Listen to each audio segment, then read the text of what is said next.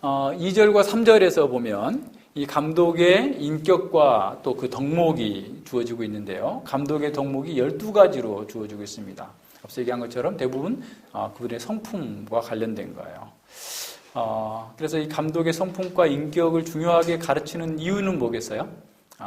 이런 성품 속에서 목사의 일과 장로의 일을 잘 감당할 수 있다라는 거예요. 이런 것이 돼 있지 않으면 안 된다라는 것이죠. 그래서 사역에서 중요한 것은 그 일보다도 믿음으로 말미암아 다른 사람들에게 끼치는 감화력, 영적인 어떤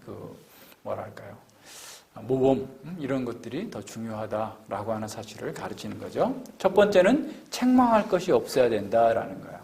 그러니까 죄를 아예 짓지 않아야 된다라는 것이 아니라 그러면 아무도 그럴 사람이 없겠죠. 그런데 예수님 안에서 용서받고 그래서 깨끗함을 받은, 그러니까 1차적으로 직분을 맡을 수 있는 사람은 거듭난 사람이어야 되겠죠. 그래서 성령 안에서 새로운 사람이 되어져서 하나님의 뜻에 따라서 늘 자신을 내어드리는 사람. 그래서 이런 직분을 영적으로 잘 알고 감당할 수 있는 그런 신령한 사람이어야 된다라는 거예요.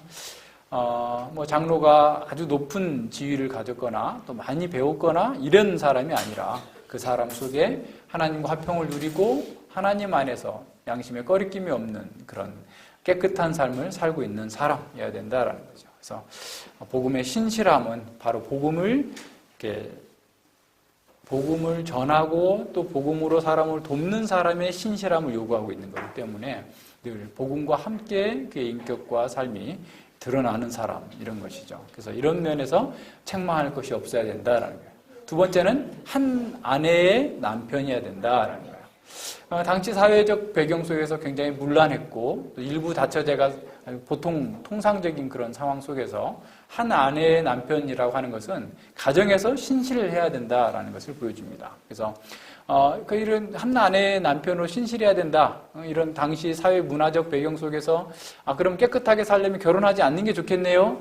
라고 얘기하고 혼인을 금하고 금욕주의로 나가게 된다면 더 손쉬웠겠지만 오히려 이 디모데전서 4장에서 바울은 뭐라고 말하죠? 그런 사람들에 대하여서 귀신의 가르침을 쫓는다라고 얘기하는 겁니다. 4장 1절에 보세요. 그러나 성령이 밝히 말씀하시기를 후일에 어떤 사람들이 믿음에서 떠나 미혹해하는 영과 귀신의 가르침을 쫓으리라 하였으니 자기 양심에 화이 맞아서 외식함으로 거짓말하는 자들이라 혼인을 금하고 식물을 폐하라 할 터이나 그랬어요. 그러니까 이런 금욕주의적인 가르침을 갖고 있는 자들은 오히려 귀신과 사단의 가르침을 교회에 퍼뜨리는 자들이다. 위험한 자들이다라고 경고해주고 있는 거죠. 자, 한 아내의 남편이라는 말은 일부일처여야 된다라는 거예요. 근데 일부일처도 지난번에 얘기한 것처럼 정당한 이혼했는데도 불구하고 그것이 그런 사람은 안 된다. 오늘날 어떤 사람도 그렇게 해요. 개혁주의라고 하면서도 이혼 절대 불가라고 하면서 이혼한 사람은 직분자로 세울 수 없다. 그것이 아예 자신들의 교회의 스테이트먼트로 들어있기도 하고 이렇게 하는데 그것은 이렇게 잘못된 해석에서 근거합니다. 그런 것들이 아니고 그래서 한 아내의 남편이어야 된다라는 것은 그냥 하나의 남편으로서만 있는 게 아니라 남편으로서 신실해야 된다라는 거예요. 그러니까 아내에게 신실하게 잘 대하고 외적으로도 그렇고 내적으로도 그렇고 아내에게 충실한 그런 남편이어야만 감독과 장로의 자격이 있다라는 것을 얘기합니다. 자, 한 아내의 남편이라고 한 것은 한 남자의 아내라고 얘기하지 않았기 때문에 여자 장로나 여자 목사가 될 수 없다라는 거예요. 분명히 지금 앞서 얘기했지만 디모데전서 2장 8절 이하에서 쭉 11절 이하에서 얘기하고 있는 것은 여자는 1절 교회에서 가르치는 직분으로 나서지 않아야 된다라고 하는 거예요. 그것이 창조의 원리다라고 얘기해요. 그러니까 그건 어떤 여자가 나빠서 그런 거나 또 모자라서 그런 게 아니라 하나님께서 정해주신 질서이기 때문에 그래요. 고린도전서 11장에서도 마찬가지입니다. 이 하나님께 정해준 질서는 교회 가운데서 남자만 목사가 되고 남자만 장로가 돼야 된다라고 얘기하는 거죠. 요새 사람들이 사회적으로 지위가 높아지고 여성의 힘이 강해지게 되니까 여자도 목사가 하고 여자도 장로가 하고 이제 여자 권사 가지고 마음에 안 들어. 나도 장로 할 거야 하면서 여자들도 이제 장로 하죠. 그래서 이미 어떤 교단에서는 여자 장로 세우고 여자 목사 세우고 다 해요. 이 장로 교단 중에 통합측 같은 데도 그렇게 하고 있습니다. 그건 이게 하나님의 원리에 맞지 않는 거예요. 이게 하나님께서 세우신 그 규례에 맞지 않는 겁니다. 잘못하고 있는 거죠. 그렇게 가면 안 되는 거죠. 자, 세 번째는 절제해야 한다는 거예요. 절제는 술과 관련되는데 사실 술을 즐기지 말라는 3절과 연결되는데 절제하지 못하면 술 취하는 것처럼 쉽게 흥분하는 기질을 가지고 있는 사람들, 절제하지 못하는 사람들, 이런 사람들을 세우면 안 되는 거죠. 그러니까 우리가 그러니까 이런 면에서 우리의 성품이 바뀌어야 돼요. 우리의 기질 자체가 바뀌어야 됩니다. 이 절제하다라는 말의 어떤 원래 원어적 의미는 뭐냐면 머리가 맑고 냉철한 것을 의미합니다. 그러니까 감독은 회중의 형편을 잘 살펴서 냉철하게 파악하고 필요적절하게 대응할 수 있는 사람, 절제하는 사람이어야 되죠. 우리 모두가 다 그래야 돼요. 그러나 감독으로 부름을 받는 사람은 특별히 그런 은사가 있어야 되겠죠. 자, 신중하다라는 것, 근신하다라는 것도 마찬가지죠. 자신의 감정을 잘 통제하는 사람을 나타내는 거죠. 그러니까 근신한다라는 것은 어떤 판단을 내릴 때 신중하게 판단을 하는 것이죠. 그러니까 감독이 될 사람은 겉으로 드러난 현상만 보고 판단을 내리지 말고 왜 그런 문제가 일어나게 됐는지 신중하게 잘 살펴서 바른 판단을 할 수 있는, 그래서 바르게 결정할 수 있고 선택할 수 있어야 된다라고 하는 것 면에서 근신하는 사람. 그래서 목사나 장로는 다른 사람을 지도하기 전에 먼저 자기 자신을 스스로 잘 감독하고 절제하는 이런 능력이 있어야 되는 거죠. 이것은 성령의 능력 가운데, 성령의 열매 가운데에서 주어지는 겁니다. 아담함이라고 했는데 단정함을 얘기하는 거죠. 질서가 있고 정돈이 잘 된 것. 그죠? 화장품이라는 말이 여기서 나왔어요. 아담해야 되는, 절제해야 하는 거죠. 그러니까 내적인 질서가 마음적으로 안정이 있고 외적인 것들 또한 안정되어 있어야 돼요. 모든 면에서 질서 있고 조화로운 삶을 살아야 됩니다. 그렇지 못하면 이게 뭐 되겠어요? 그러니까 우리 하나님은 조화의 하나님이시고 질서의 하나님이신데 이런 모든 우리의 삶의 형태가 조화로운 삶이 돼야 돼요. 세상하고 다른 비교가 되는 그런 모습들이 잘 드러나야 됩니다. 나그네를 대접한다. 6번째. 이것도 감독의 인격과 관련된 거죠. 그러니까 낯선 사람을 사랑으로 잘 대하는 것을 의미하는데 당시에는 핍박 때문에 교회에서 흩어져서 이렇게 떠나는 사람들, 자기 지역을 이렇게 떠나는 사람들이 있었을 것이고 또 순회 설교자들이 있었어요. 그러니까 순회 설교자들이 당시에 여관 같은 데 함부로 머물 수 없습니다. 여관에 흉악한 도둑들이 많아가지고 죽여서 사람을 잡아먹어버리기도 하고 다 빼앗아가버리기도 하고 이런 것들이 있었기 때문에 그리스도인들이 함부로 여행을 다니면서 이렇게 여관에서 머물 수 없게 돼요. 그러니까 교회의 성도들 가정에서 이렇게 머물게 되는데 그랬을 때 그런 나그네를 잘 대접하라. 히브리서에서도 나그네를 잘 대접하고, 그래서 아브라함의 경우는 나그네를 대접하면서 천사를 대접하기도 했다라고 하는데 이제 나중에 시간이 지나다 보면 한 100년 정도 지나다 보니까 그걸 또 이용해 먹는 가짜 순회 설교자들이 있게 된 거예요. 그래서 이제 그 디다케라고 하는 그런 걸 보면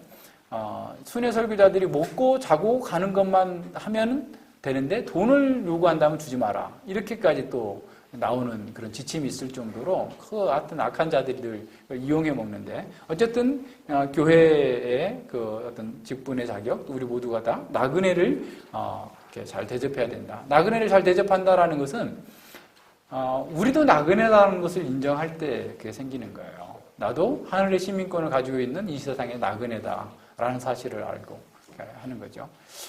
우리 교회에 새로운 사람들이 올 때에도 나그네죠. 그분들을 잘 대해주고,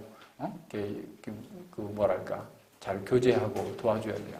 그러니까 우리가 무슨 말씀이 잘 이렇게 드러나는 교회에 모인 것이 내가 잘나서 있는 게 아니에요. 하나님께서 우리에게 은혜로 이곳에 우리를 불러주셨다고 한다면 우리가 그 말씀을 듣기 위해서 오는 분들, 나그네를 잘 이렇게 정중하게 잘 대접해서 말씀 안으로 잘 들어올 수 있도록 도와주는 것 또한 나그네를 잘 대접하는 것. 이것이 그런 겁니다.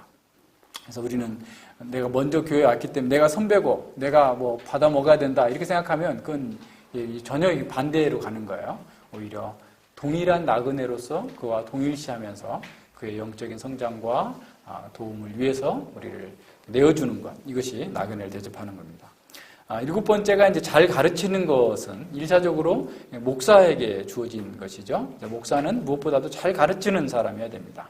학식이 많다라는 것보다도 어떤 면에서 가르치는 능력이죠. 그러니까 어떻게 하면 잘 가르칠 수 있겠어요? 그 말씀대로 사는 사람이 제일 잘 가르치겠죠.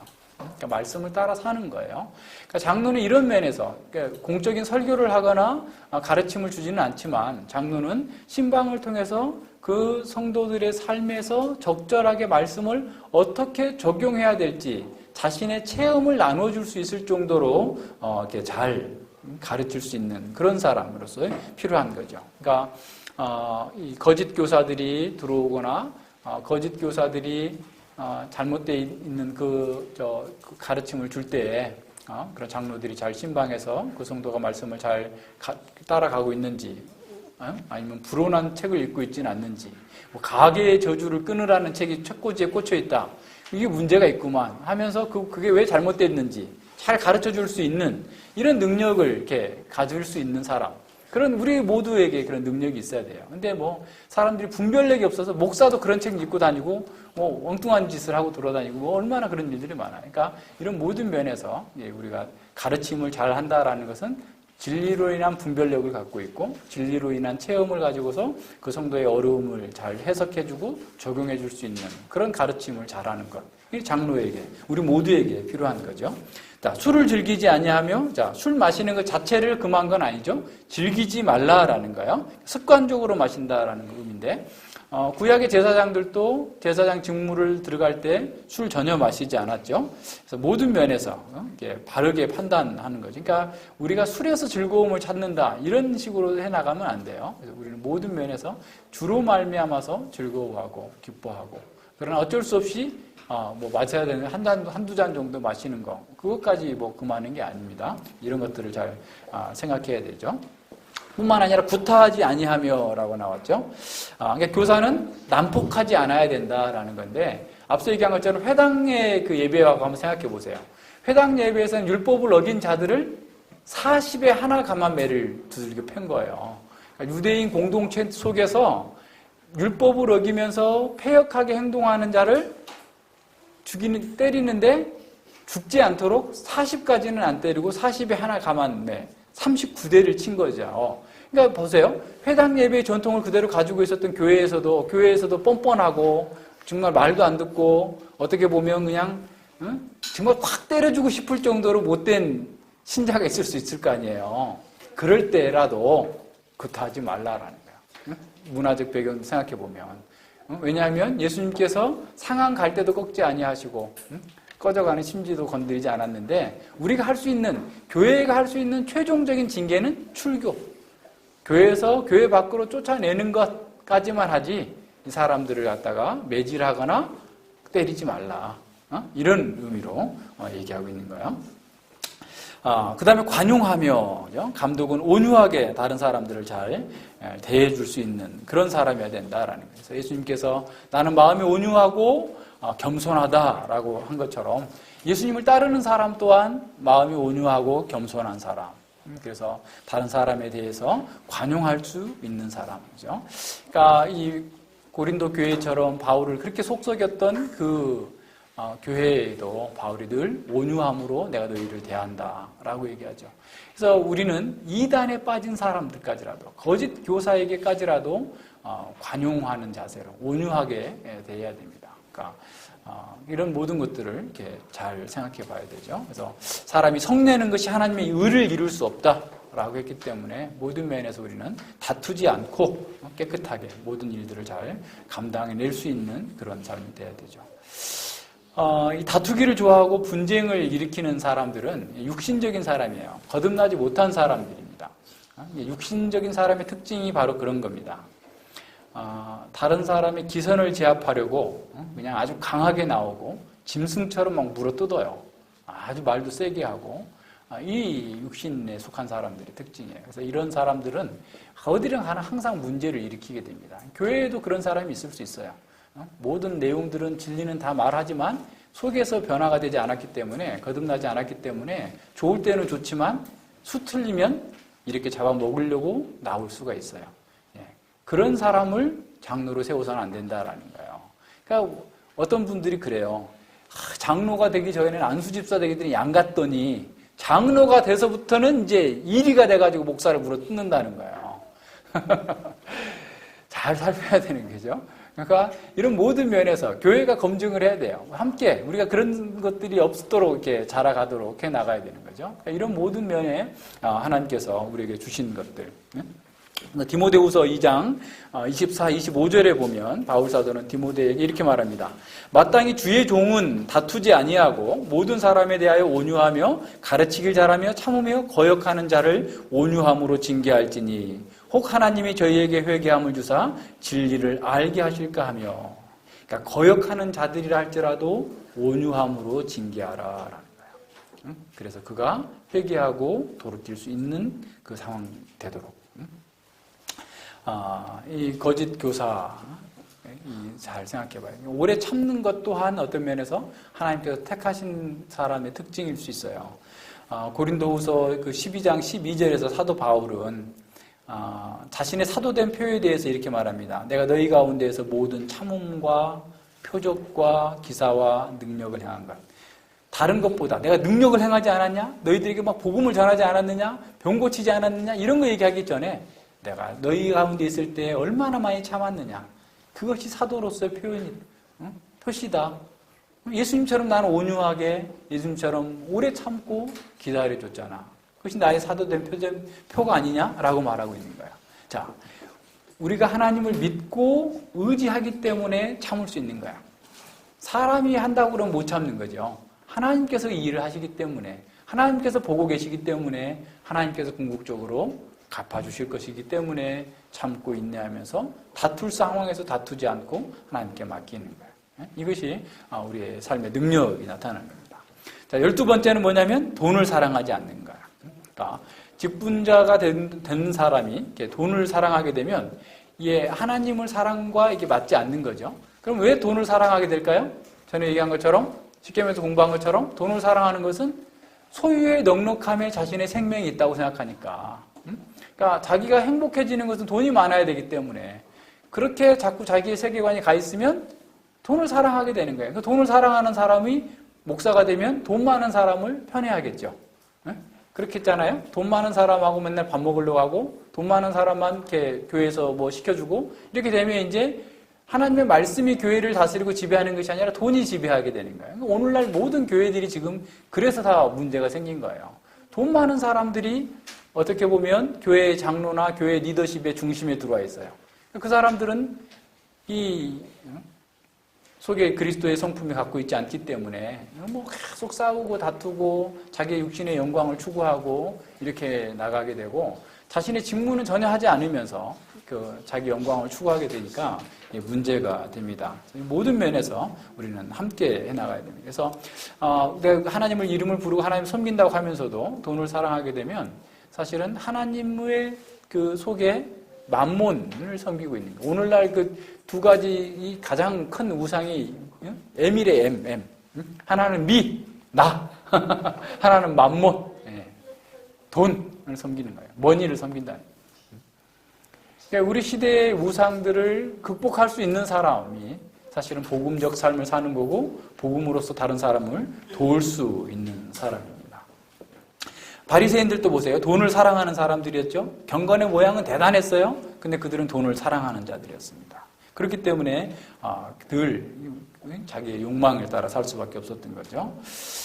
그런데 여기서도 보면 돈을 사랑하라고 그랬지 돈을 미워하라고 하지는 않았어요. 사람들이 극단으로 막 갑니다. 그래가지고 예수님 말씀도 극단으로 자꾸 가요. 돈을 미워하라고 그래서 아예 그냥 돈도 벌지 않고 그냥 무익 도식하고 이렇게 해야 된다 이 얘기하고 있는 게 아니에요. 정당하게 버는 거예요. 정당하게 돈을 벌 때 돈을 사랑하는 게 아니라 하나님께 주신 것에 대해서 감사하게 생각하고 그것을 가지고 주를 섬기는 사람. 선하고 지혜로운 청지기가 돼서 주님을 섬기는데 자신이 가지고 있는 은사와 재물을 사용할 수 있는 사람. 그런 사람이 되라는 거지. 그래서 뭐 돈 벌지 말아야 된다. 이렇게 또 극단적으로 나가면 안 됩니다. 그래서 모든 면에서 하나님의 말씀을 따라서 균형 있게 잘 살아가는 사람. 이런 것들이죠. 그래서 이런 모든 면에서 감독의 자격은 어떤 능력보다도 그 사람의 성품에 더 강조점을 두고 있다. 다시 말하면 그리스도를 닮은 성도여야 된다라는 사실에 중점이 두어 있음을 보게 됩니다. 그래서 감독을 세울 때는 재능이 많은 사람이 아니라 주님을 많이 닮은 사람, 그 사람이 감독이 돼야 된다라는 것을 우리에게 보여주고 있는 거죠. 그 4절과 5절에서 보면 감독의 다스림, 사역이 나타나는데 그 다스림에 대해서는 자기 집을 다스리는 것과 하나님의 집, 교회를 다스리는 것이 연결되어 있어요. 이 세 가지로 그 압축해서 볼 수가 있는데요. 세 가지예요. 하나는 권위, 다스리는 자로서의 권위를 가져야 되고, 두 번째는 지식, 세 번째는 돌봄입니다. 자, 첫 번째 감독은 자기 집을 권위 있게 잘 다스려서 자녀들에게 순종하도록 하는 사람이어야 된다는 거죠. 자, 잘 다스리는 권위는 주어진 환경을 잘 파악하고 가야 할 방향에 대해서 잘 알고 그리 인도하는 능력이 있어야 돼요. 그래야지 진정한 권위가 나타납니다. 자, 현실을 너무 모르면서 방향 제시만 해. 이상주의적인 얘기만 해. 그래가지고서는 권위가 맞지를 않아요. 아빠, 엄마는 몰라. 하면서 권위에 애들이 복종하지 않는 거예요. 그런데 또 방향도 설정해주지 않고 현실에서 이래라 저래라 하면 맨날 얘기하게 되면 어떻게 되겠어요? 이 또 다른 율법주의가 돼요. 그래서 우리가 현실을 분명하게 통찰하면서 가야 될 방향을 분명하게 제시해주면서 아이들의 현실의 어려움, 그리고 우리가 가야 될 바를 아이들이 어떻게 성취해 나갈 수 있는지를 보여주는 과정 속에서 권위가 인정이 돼요. 교회도 마찬가지예요. 교회에서도 우리 현실에 있는 상황을 잘 봐야 돼요. 그리고 우리가 가야 될 바를 봐야 되는데 반대인 사람들이 어떤 분은 현실에 너무 붙박혀가지고 정말 우리가 뭘 해야 될지 모르고 그냥 맨날 이렇게 하는 사람이 있는가 하면 어떤 사람은 이상은 엄청나게 커. 근데 현실하고는 전혀 엉뚱한 얘기 하는 거예요. 자기들이 가지고 있는 돈은 10억인데 100억짜리 건물을 짓는 거예요. 그럼 어떻게 되겠어요? 이게 안 되는 거죠. 그러니까 이런 모든 것들은 현실적인 현실 감각, 그리고 방향성, 우리의 인생의 방향, 교회의 사명의 방향, 이런 것들, 역사의 방향들을 잘 분별하면서 이루어지는 거다라는 거예요. 그래야지 자녀들에게 단정함으로써 복종할 수 있도록 만들어주는 거죠. 그러니까 자녀들에게 품위 있는 부모로서의 역할을 잘 감당하는 사람, 이런 사람이어야 되죠. 디도서 1장 6절에서는 방탕하다 하는 비방이나 불순종하는 일이 없는 믿는 자녀를 둔 자일 경우에 목사나 장로를 세우라라고 말씀하고 있습니다. 두 번째 감독은 하나님의 집을 잘 다스릴 수 있는 지식을 가져야 된다라는 거예요. 그러니까 다스릴 줄 아는 지식은 사실 어떤 면에서 현실의 문제를 잘 감당할 수 있는 그런 사람이어야 됩니다. 현실의 문제를 어떻게 이 문제를 풀어나갈 수 있을지, 그죠? 그러니까 이것은 하나의 어떤 이론에서 멈추는 것이 아니라 실제적인 지식이에요. 그러니까 때로는 징계할 때 징계해야 됩니다. 그러니까 자녀를 가르칠 때 무조건 매를 때리면 안 된다라고 얘기하면 애가 버려요. 잘못됩니다. 어떻게 해야 되냐면 아주 분명하게 선을 그어서 해야 돼요. 그래서 우리가 자녀를 때릴 때 부모의 마음이 더 아프죠. 애는 몸만 아프지만 부모의 마음은 더 찢어질 정도로 더 아파요. 그렇지만 그것을 피하게 되면 아이가 넘지 말아야 될 선을 넘어가게 돼요. 그래서 딱 선을 정해둔 틀 범위 내에서 때로는 엄격하게 하고 때로는 또 잘 이렇게 돌봐주고 이렇게 해야 될 필요가 있는 것이죠. 그래서 이런 면에서 잘 생각해야 되고, 또 다른 다스림은 돌봄을 얘기합니다. 돌봄을. 그러니까 장로의 돌봄, 목사의 돌봄은 하나님의 돌보심을 잘 드러내야 되죠. 그래서 하나님의 돌보심도 그냥 무조건 다 포용해 주는 게 하나님의 돌보심이 아니에요. 하나님의 사랑에는 어미가 있어요. 어미. 다시 말하면 우리 자녀들이나 교회에서 하나님의 영광을 회방한다고 하면 그건 엄격하게 다뤄야 돼요. 그것은 일구의 가치가 없어요. 그렇지만 그의 연약함 때문에 생겨나는 것은 참아주고 인내해주고 기다려주면서 기도하고 보살펴줘야 돼요. 그러니까 그런 모든 면들을 잘 살펴나가야 됩니다. 자, 이렇게 감독의 다스림은 어떤 면에서 하나님께로부터 받은 그 권위를 가지고서 현실의 문제를 잘 통찰하고 나아갈 방향을 잘 보여주고, 뿐만 아니라 지식을 가지고서 정말 그 사람들의 삶의 문제를 해결할 수 있는 실제적인 지혜로서 그 문제를 다스릴 수 있는 그 상황 쪽으로 나아가야 되고, 또 세 번째는 어떤 거였어요? 잘 돌봐줘야 됩니다. 돌봄이라는 것도 자기 육신적인 그런 돌봄에서가 아니라 하나님의 그런 돌봄을 잘 반영할 수 있는 그런 돌봄이 있어야 되는 거죠. 6절과 7절에서는 이 마귀의 올무와 관련돼서 나타나는 거죠. 자, 새로 입교한 사람이 교회 리더십에 들어오지 않도록 해야 된다라는 거예요. 자, 어린아이가 교회에 있는 것은 너무 좋아요. 어린 신자가 오는 것도 환영할 일이고 아주 복된 일이에요. 그러나 어린 신자가 지도자가 되면 안 돼요.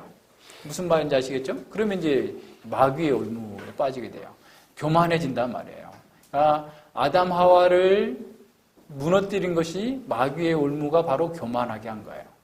그래서 이 교만해지기 때문에, 그래서 자신의만 넘어지는 게 아니라 교회 전체가 넘어질 수 있기 때문에 새로 입교한 자, 다시 말하면 그의 삶과 그의 그 모든 것들이 검증되지 않았을 때 함부로 세우지 말라라는 거예요. 물론 뭐 오래됐다고 그래가지고 교만하지 않는 건 아니에요. 그러니까 이게 잘 분별해야 돼요. 그러니까 분별할 수 있는 능력이 있어요. 우리 교회 성도들이 분별이 있어야지 돼요. 그러니까 국가의 지도자를 좋은 사람을 뽑으려면 국민들이 깨어 있어야 돼요. 그죠? 교회에서 정말 이 좋은 지도자를 잘 어떻게 보면 택할 수 있으려면 잘 분별할 수 있는 능력이 있어야 됩니다. 그래서 모든 면에서 특별히 사단은 교회 지도자들에게 화살을 막 쏘아대요. 그렇기 때문에 이 교회 지도자들을 쏘는 방식이 어떤 거겠어요? 불평하게 아니면 불평하게, 그죠?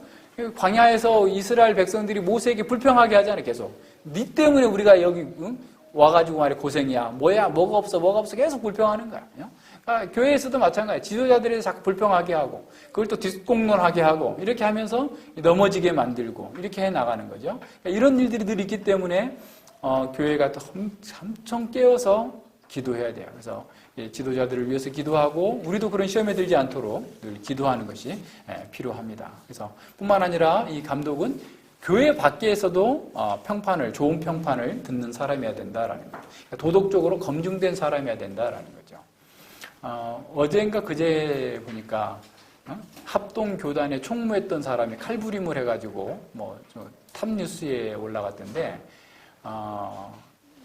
왜 되지 않아야 될 사람들이 목사가 됐고 그리고 그 사람이 총무까지 했어요. 그리고 총회장에서 이게 총까지 꺼내들었던 그런 사람인데 무슨 짓인지 못하겠어요.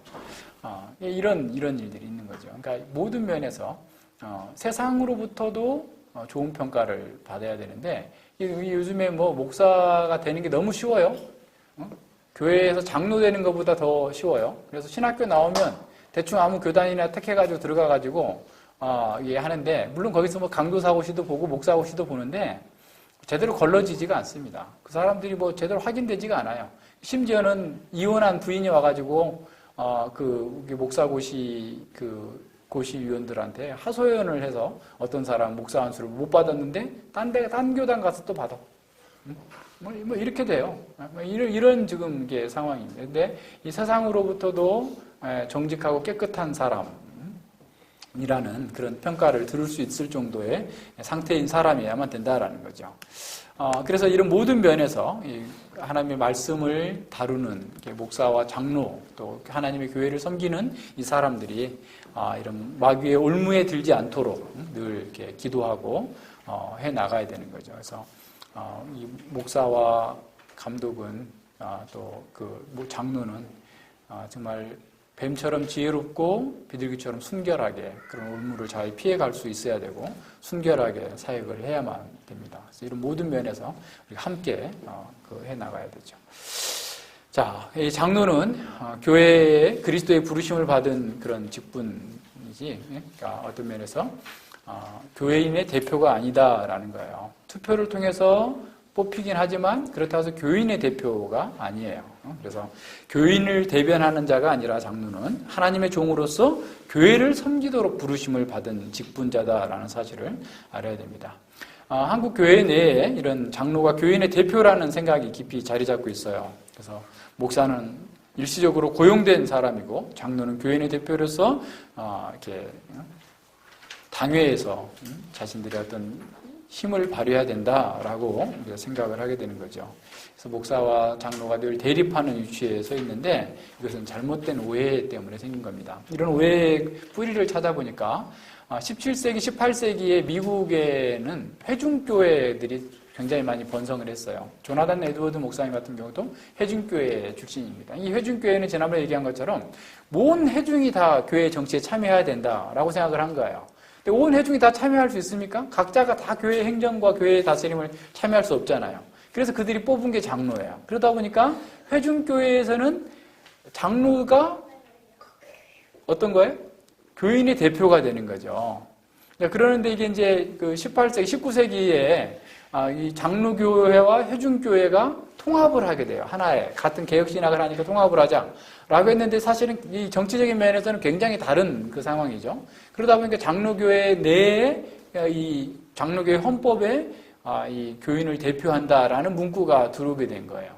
그런 중에 이제 장로교회가 타락하면서 새롭게 이제 교회가 장로교회가 분리돼서 나온 게 이제 미국 정통 장로교회, 또 거기에 미국 장로교회 PCA나 OPC 같은 경우에서는 헌법에서 모두 다 이런 장로가 교인의 대표다라는 그 문구 자체를 다 삭제해버린 거예요. 왜 그렇게 했냐면 잘못되게 자꾸 생각하게 되기 때문에 그런 거예요. 마치 교회 정치가 민주정치여야 된다라고 얘기하는 거죠. 그래서 오늘날도 교회 개혁을 외치는 사람들이 교회가 민주적으로 이루어져야 된다라고 얘기하는데 교회 정치는 민주정치가 아니고 그리스도의 왕정이에요. 만왕의 왕 대신 그리스도께서 가르치시는 대로 교회가 움직여야 되는 거지 사람들끼리 타락하고 부패한 속성을 따라서 다수결로 의견을 결정하는 그런 곳이 아니다라는 것을 잘 생각해 봐야 됩니다. 뿐만 아니라 장로는 교인의 대표고 그럼 목사는 하나님의 대표고 그래서 맨날 둘이 싸워야 되고 뭐 이런 식으로 생각을 하게 되기 때문에 그런 모든 그 직분에 대한 잘못된 오해로부터 비롯된 것이기 때문에 바꿔야 되는 거죠. 오히려 모든 직분자들은 그리스도로부터 부르심을 받아서 그리스도의 양무리를 섬기기 위해서 협력하도록 주어져 있는 것이죠. 그래서 모든 성도들은 또 직분자들과 함께 동역자로서 교회를 섬기고 주의 뜻을 이루어 나가는 그런 사람이에요. 어떤 경쟁 관계나 갈등 관계나 뭐 이런 뭐 대립 관계가 아니라 서로 협력해서 해 나가야 되는 이런 거죠. 자, 장로교회나 개혁교회에서는 장로가 없으면 조직된 교회로 인정하지 않습니다. 우리는 그런 교회 규정들을 존중하죠. 그러나 장로가 있어야 조직된 교회가 될 수 있다고 해서 성급하게 장로를 세우게 되면 더 큰 문제가 발생할 수 있습니다. 바울 사도가 디도를 그레데 섬에 떨어뜨려 둔 것도 거기서 장로를 세우도록 하기 위한 건데 장로를 세우고 그냥 바로 오는 게 아니에요. 그 장로를 세우는 것이 단기간에 이루어지는 일이 아니기 때문에 함께 그 교회에서 생활하면서 가르치고 또 그래서 그럴 만한 은사가 있고 하나님의 부르심이 있는 사람들을 세우는 데는 상당한 시간이 걸렸기 때문에 그렇게 얘기한 겁니다. 그래서 디모데에게도 바울은 5장 22절에서 디모데전서 5장 22절에서 아무에게나 경솔히 안수하지 말고 아무나 직분자로 세우지 말고 다른 사람의 죄에 간섭하지 말고 내 자신을 지켜 정결케 하라라고 말씀합니다. 그러니까 성경적 장로 제도의 전제 조건은 성경에서 말하는 자격을 갖춘 사람을 세워야 된다라는 거예요. 자격이 있는 게 먼저예요. 그래서 장로의 직분은 하나님께서 교회의 형편을 보시고 교회를 위하여서 세우신 선물과 같은 거죠. 그래서 바른 교훈으로 교회를 보존하고 하려면 좋은 장로가 반드시 필요하지만 교인들이 믿음이 연약하고 부실한데도 불구하고 장로 한 사람 잘 세웠다고 해서 교회가 부흥하거나 굳게 세워지는 것은 아니다라는 거예요. 무엇보다 중요한 것은 오늘 본문이 말씀하고 있는 것처럼 우리 모두가 다 그러한 덕목을 갖추고 장로가 갖춰야 될 덕목을 우리 모두가 갖추는 거예요. 그래서 우리가 이러한 덕목을 갖고 교회를 섬길 때 주께서 우리 가운데에서 좋은 장로들을 세워주시고 그들의 섬김을 통해서 교회가 아름답게 성장할 수 있도록 만들어 주실 것을 믿고 행하는 것이죠. 자, 주께서 행하시는 이 모든 선한 일들을 우리도 같이 사모하고 또 소원해야 된다라는 겁니다. 주께서는 무한하신 은혜로 교회에 목사를 두셔서 하나님의 말씀을 바르게 전파되고 부유하게 그 말씀이 영적으로 공급될 수 있도록 은혜를 베풀어 주신 거죠. 그래서 설교를 통해서 우리들은 하나님의 말씀을 받아들이고 기쁨으로 열복하고 그 말씀과 함께 오는 하나님을 예배하는 그런 사람이 되어야 되는 겁니다. 또한 이 주께서는 무한하신 은혜로 교회의 장로를 세워주셨습니다. 장로는 예배 가운데 선포된 그 말씀이 성도들의 각자의 삶 속에서 그대로 잘 구현되고 있는지를 감독하는, 살피는 사람이죠. 그래서 장로의 임직은 그 예배를 통해서 찾아오시는 그 하나님께서 직분자를 통해서 그의 삶으로 찾아오시는 거예요. 그죠? 아까 장로라는, 감독이라는 말에 찾아오신다라는 의미가 있다고 그랬잖아요. 장로는 말씀을 가지고 성도들의 삶의 현장에 찾아가는 거예요. 말씀이 잘 구현되고 있는가? 이걸 보여주는 거죠. 그러니까 이거 하나님의 은혜죠. 그래서 이런 면에서 하나님께서 목사와 장로의 직분을 회복한 그 개혁교회를 통해서 그렇게 막강했던 캐톨릭 교회와 싸움에서 승리할 수 있도록 만들어 주신 거예요. 그런데 말씀이 무너지자 자꾸 예배가 무너지고 직분이 무너지게 되죠. 그럼 다시 어떤 교회가 되겠어요? 카톨릭과 같은 교회가 되는 거예요. 그래서 이미 어떤 교단은 카톨릭과 신앙과 직제일치위원회를 만들었어요. 다시 말하면 카톨릭의 직분과 같이 하자라는 거예요. 개신교단이. 그러니까 이게 얼마나 큰 겁니까? 그러니까 말씀이 이렇게 본질에서 떠나게 되면 예배가 타락하게 되고 직분이 타락하게 돼요. 그러니까 한국교회 직분이 타락했다라는 결국 원인은 어디에서 있는 거예요? 예배에서 말씀이 제대로 선포되지 않고 있다라는 것부터 시작되는 거예요. 그래서 예배의 타락이에요. 그래서 우리가 지금 직분을 바르게 세우는 것은 예배의 회복이에요. 예배를 위한 회복입니다. 모든 하나님을 섬기기 위한 회복으로 나아가야 돼요. 그래서 이 장로의 그 임직 예식문에 대한 그를 제가 잠깐 거기다 올려놨는데요. 조금만 읽고 전체는 여러분이 한번 읽어보시기 바랍니다. 자, 장로들에게 위임된 권한에 대해서 말하면 장로들의 과업은 말씀의 봉사자와 함께, 목사와 함께 그리스도의 교회를 감독하며 모든 회원들이 스스로 복음에 따라 교류와 생활을 바르게 행하도록 하는 것입니다. 이 목적을 위하여 장로들은 회원을 그들의 가정에서 신실하게 신방하여 하나님의 말씀으로 위로하고 가르치고 바르게 살지 않는 자들을 책망하여 하나님의 말씀으로 권면합니다. 둘째, 장로들은 하나님의 집에 청직이 된 자들로서 회중 가운데서 모든 일들이 적당하고 선한 질서에 따라 되어지도록 관리해야 합니다. 셋째, 선한 조언과 충고로 말씀의 사역자들을 돕는 것이 장로들의 임무입니다. 그러니까 장로들은 목사를 또한 돕는데 그냥 목사가 하자는 대로 딸랑딸랑 하는 것이 장로의 일이 아니라 목사가 잘못하면 선하게 어떻게 해야 돼요? 조언과 충고도 해야 된다라는 거예요. 이 개혁교회의 원리가 얼마나 정말 감사하게 우리 인간의 부패함과 잘못된 것들을 예방하도록 잘 이렇게 제도화 해놨는데 이걸 다 버리니까 교회가 문제가 생긴 거예요. 그래서 당회에서는 항상 이렇게 목사님의 설교의 방향들 이런 것들을 함께 점검할 수 있을 정도의 상황이 됩니다. 그러려면 어떻게 되겠어요? 장로의 수준이 목사님 수준 가까이 가야 돼요. 그래야만 이게 되지. 이게 안 되니까 이제 목사가 전행을 하고 이렇게 하는 거예요. 그렇게 하면 안 됩니다. 네. 맨 마지막 부분. 하나님의 양무리의 목자로서 자신의 사역을 잘 감당하기 위해서 감독자들은 경건함으로 스스로를 훈련해야 돼요. 장로는 늘 무엇보다도 경건함으로 스스로 훈련해야 하며 하나님의 사람이 모든 선한 일에 준비되기 위하여서 모든 면에서 유익한 성경 말씀을 부지런히 탐구해야 합니다. 이게 아주 중요한 거죠. 자, 신방하는 장로는 한국교회에서 좀 새로운 일이고 드문 일이에요. 그러나 우리는 지금 그걸 하기 위해서 준비하고 있는 겁니다. 이러한 장로의 직무는 교회의 영광을 나타내는 것이고 교회와 성도들을 악한 무리로부터 보호하는 일이기 때문에 그래요. 그래서 우리의 선배들은 다 그렇게 했습니다. 이는 세상에서 가장 선한 일이고 가장 아름다운 일입니다. 우리 가운데 선한 일을 시작하신 그 하나님께서 말씀이 바르게 전파되고 또 그 말씀으로 인해서 바른 예배가 회복되어지고 또 바른 직분자를 세움으로써 열매를 맺게 된다면 예배의 개혁이 이루어지고 직분의 개혁으로 온전한 열매를 맺어서 이 시대에 개혁교회가 굳건하게 세워지고 교회적 사명을 잘 감당할 수 있게 될 것입니다. 이것이 하나님께서 우리에게 주신 은혜와 또 복이라는 사실을 알고 우리 모두가 이러한 직분자와 같은 덕목을 인품을 갖고 또 이러한 우리 가운데에서 이렇게 좋은 감독자들이 계속해서 나올 수 있기를 위해서 기도해야 됩니다. 기도합니다.